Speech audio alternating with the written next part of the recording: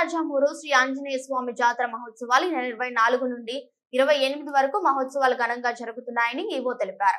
ఈ కార్యక్రమానికి సోమవారం ఎమ్మెల్యే జి మధుసూదన్ రెడ్డి ముఖ్య అతిథులుగా స్వామి ప్రాంగణం చేరుకోగానే ఆలయ అధికారులు హర్షకులు పూర్ణ కుంభంతో స్వాగతం పలికారు. ఆంజనేయ స్వామిని దర్శించుకుని ప్రత్యేక పూజలు చేశారు. స్వామి దేవాలయంలో గాలి గోపురాన్ని ప్రవహించారు.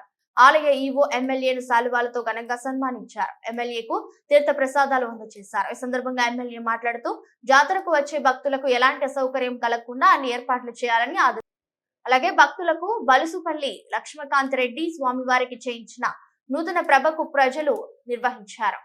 అనంతరం ఎమ్మెల్యే కోనేరును పరిశీలించారు. ఈ కార్యక్రమంలో ఆలయ పూజారులు, అధికారులు, నాయకులు, కార్యకర్తలు, గ్రామ ప్రజలు పాల్గొన్నారు.